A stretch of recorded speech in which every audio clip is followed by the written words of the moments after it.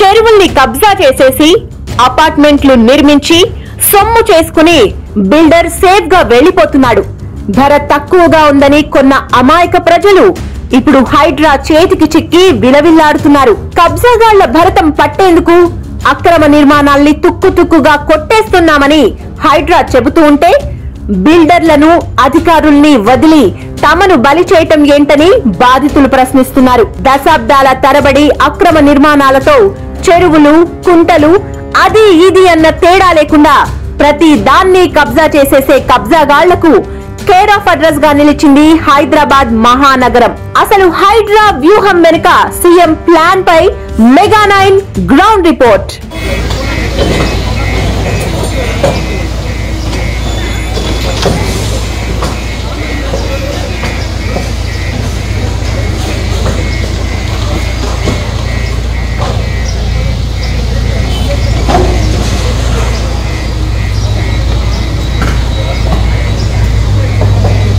బేగంపేట అంటారు ఈ ప్రాంతాన్ని. సున్నం చెరువు పక్కన ఉంది, మనం చూడొచ్చు. దీనిపైన గత 10 ఏళ్లుగా వివాదం ఉంది. దేనికంటే ఈ గుట్టల బేగంపేట అనేది వక్ఫ్ బోర్డుకు సంబంధించిన స్థలం అని ఇక్కడంతా పెద్ద పెద్ద బండలు, గుట్టలు, అన్ని రాళ్ళు, రప్పలు అన్నీ తీసుకొచ్చి డంప్ చేస్తూ ఉండేవాళ్ళు. 10 ఏళ్ల క్రితం చూస్తే ఇదంతా ఖాళీగా గుట్టలు అంటే చిన్న చిన్న బండరాళ్లతో నిండిన ప్రదేశంగా కనిపించేది. ఈ 10 ఏళ్లలో ఎంత భారీ స్థాయిలో అపార్ట్మెంట్లు, విల్లాలు, బిల్డింగ్లు ఎన్ని వచ్చాయో మనం చూడవచ్చు. అయితే ఇప్పుడు ప్రభుత్వం చెప్పేది ఏంటంటే సున్నం చెరువుకు సంబంధించిన క్యాచ్మెంట్ ఏరియాలో అలాగే ఆ సికం భూమిలో ఉన్న ల్యాండ్స్ని కూల్చడానికి హైడ్రా చాలా సీరియస్గానే యాక్షన్లోకి దిగింది. మనం చూడవచ్చు ఇక్కడ ఈ బిల్డింగ్ కొత్తగా నిర్మిస్తున్నారు కాబట్టి ఈ బిల్డింగ్ని సడన్గా కూల్చేశారు.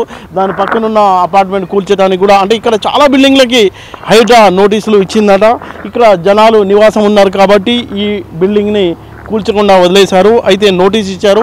అయితే ఇక్కడ ఈ బిల్డింగ్లో మనకు చాలా తక్కువ మంది, ఇప్పటికే చాలామంది ఖాళీ చేసి వెళ్ళినట్టు అనిపిస్తుంది. ఏదో కొద్దిమంది ఉన్నారు కానీ వాళ్ళు మాట్లాడడానికి ఆసక్తి చూపడం లేదు. సార్ నాకు కనీసం ఒక నోటీస్ పీరియడ్ ఇవ్వలేదు. నిన్నటిదాకా కూడా నాది లేదు లేదు లేదు లేదు అని అనుకుంటూ వచ్చారు సార్. ఈరోజు అకస్మాత్తుగా వచ్చి కరెంట్ కట్ చేశారు. మాకు టైం ఇన్ఫర్మేషన్ ఇవ్వాల్సి ఇస్తే నేను ఏదో చేసుకుంటాను కదా సార్. వితౌట్ ఇన్ఫర్మేషన్ ఇచ్చి 45 లక్షల రూపాయలు ఖర్చు పెట్టి కట్టాను సార్. అది కూడా మంచి ఫుడ్ ఇద్దామని. బ్రాండ్ యూటెన్సిల్స్ లో ఇంతవరకు హైదరాబాద్ లో ఇవ్వాలి లేదు సార్. కల్తీ ఫుడ్ పెడుతున్నారు.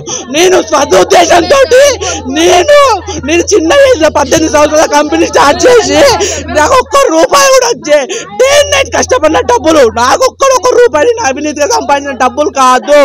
నేను 6 years అగ్రిమెంట్ తీసుకొని కట్టాను. నేను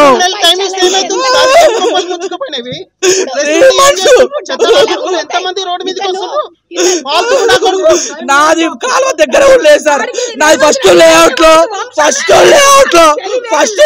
లో బఫర్ జోన్ ఉంది. బఫర్ జోన్ లో మేము కూల్చాము, కన్స్ట్రక్షన్ ఉన్న వాటిలో మేము కూల్చాము అని చెప్పాడు. ఇప్పుడు ఇది కూల్చడం వల్ల ఏం ఉపయోగము? హైడ్రా ఎక్కడా తగ్గడం లేదు, దూకుడుగా వ్యవహరిస్తుంది. నిద్ర లేచేసరికే బుల్డోజర్లు కూల్చి పడేస్తున్నాయి. ఊహించని ఉపద్రవం వచ్చి పేదలపైన కూడా పడిపోతుంది. ఒకవేళ కోర్టుకెళ్ళి కాపాడుకోవాలి అనుకున్న కోర్టుకెళ్ళి స్టే తెచ్చుకునే లోపే హైడ్రా తన పని పూర్తి చేసుకొని వెళ్ళిపోతుంది. అంటే ఎక్కడ ప్రభుత్వ స్థలాల్లో కానీ చెరువుల్లో, కుంటల్లో కబ్జారాయుళ్ళ ఆగడాలను అరికడతామని హైడ్రా అధికారులు గర్జిస్తున్నారు. అయితే ఈ బాధితులు ఎవరైతే పేద ప్రజలు అంటే ఎవడో బిల్డర్ ఇక్కడ అమ్మేసి తెలుసో తెలియకో తక్కువ రేటుకు వస్తున్న ఆశతో కొన్న అమాయకులైతే చాలా బాధపడిపోతున్నారు. ముఖ్యమంత్రి రేవంత్ రెడ్డి అన్న ఇంటి ఇటుకను కదిల్చలేకపోయిన హైడ్రా తమ బతుకుల్ని రోడ్డుకి ఈడుస్తుందంటూ వాళ్ళు రోధిస్తున్నారు. కాదండి అని కనీసం ఇన్ఫర్మేషన్ లేకుండా చేయడం వల్ల నార్మల్ వాళ్ళందరూ బాగానే ఉంటున్నారు. పోగొట్టుకునేది అందరూ పేదవాళ్ళే. కనీసం మినిమం కొంచెమైనా ఉండాలి. వాళ్ళ సిచ్యువేషన్స్, వాళ్ళ పరిస్థితులు, వాళ్ళ గురించి అర్థం చేసుకుంటే బెటర్ కదా. చేసే ముందు ఈ అబ్బాయి ఈ ప్లేస్ కాదు, ఇది ప్లేస్ ఎవరిదో. ప్రస్తుతం మనం సున్నం చెరువులో ఉన్నాం. మనం చూడొచ్చు, ఇది చెరువు, గ్రౌండ్ కాదు. అంటే ఇక్కడ వాతావరణం చూస్తే ఏదో యుద్ధం జరిగిపోయిన తర్వాత అంటే హైడ్రా కూల్చివేతల తర్వాత ఇక్కడ దృశ్యాలు ఎలా ఉన్నాయో మీకు చూపించడానికి మనం ప్రయత్నం చేస్తాను.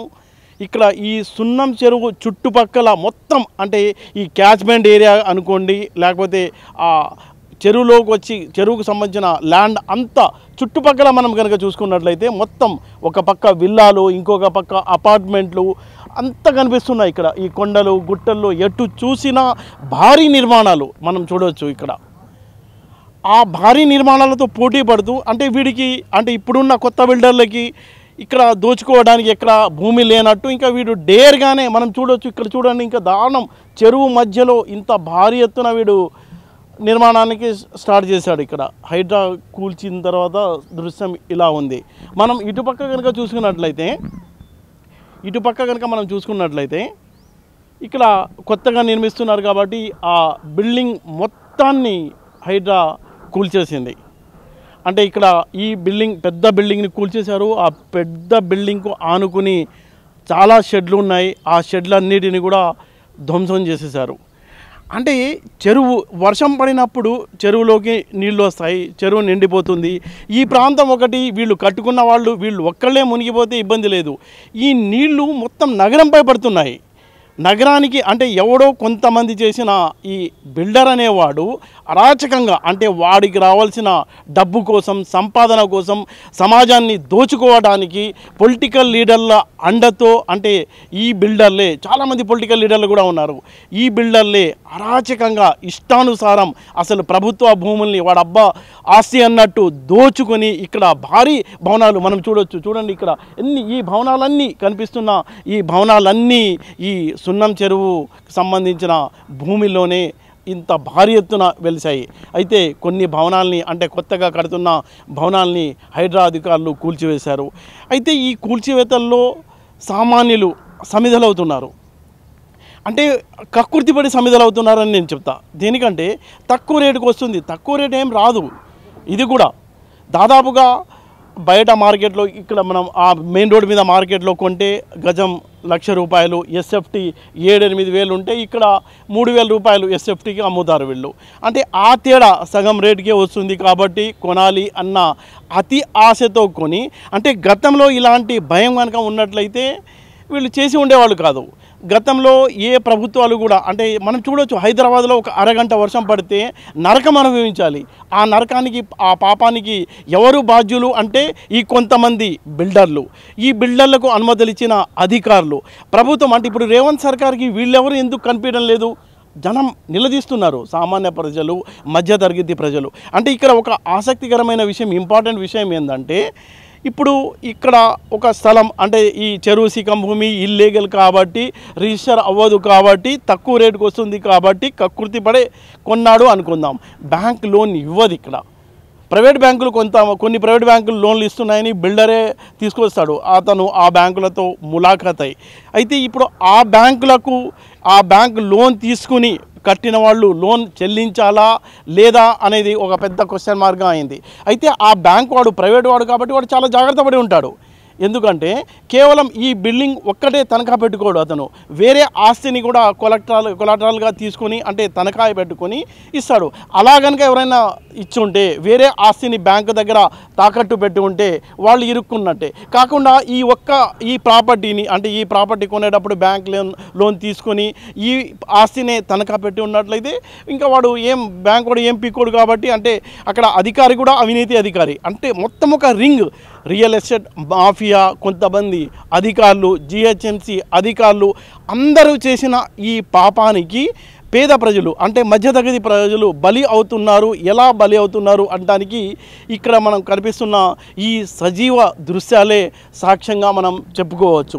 అంటే ఆసక్తికరమైన విషయం అంటే బాధాకరమైన విషయం కూడా ఏంటంటే ఎక్కడో ఇప్పుడు ఇక్కడ సిటీలో ఉద్యోగం చేయడానికి వచ్చి రూపాయి కూడబెట్టుకొని చిట్టీలు కట్టి జమ చేసిన ఆ డబ్బుతో పాటు ఊర్లో తన పేరుతో అంటే కుటుంబంలో వారసత్వంగా వచ్చిన ఆస్తుల్ని అమ్ముకొని ఆ డబ్బంతా తీసుకొచ్చి ఇలాంటి నికృష్టపు బిల్డర్ల చేతిలోకి పెట్టి సర్వం కోల్పోయిన బాధితుల ఆక్రందనలు అంటే ముఖ్యమంత్రికి వాళ్ళు వేడుకుంటున్నారు. వీళ్ళ సంఖ్య తక్కువే కావచ్చు, కానీ ఇలాంటి వాళ్ళ విషయం అంటే వీళ్ళు కూడా ప్రజలు, సామాన్య ప్రజలు, మధ్యతరగతి ప్రజలు కాబట్టి వీళ్ళ విషయం కూడా ముఖ్యమంత్రి చాలా సీరియస్గా ఆలోచించి అంటే వీళ్ళంతా డబ్బు కొని రిజిస్టర్ కూడా చేయించుకున్న ప్రాపర్టీ కాబట్టి వీళ్లకు న్యాయం, కనీసం ఏదన్నా డబల్ బెడ్రూమ్ లాంటి ఇల్లు కూడా కేటాయించాలి అని వాళ్ళంతా రోధిస్తూ ముఖ్యమంత్రిని విజ్ఞప్తి చేస్తున్నారు. అక్కడ మన కట్టాలంటే ఇప్పుడు కరెంట్ బిల్ ఇచ్చింది, ఇప్పుడు ఓనర్కి ఇచ్చింది కరెంట్ బిల్ ఇచ్చి వాటర్ అన్ని ఇచ్చి వాళ్ళకి ఇచ్చింది గవర్నమెంట్ కదా, మున్సిపాలిటీ వాళ్ళే ఇస్తారు కదా,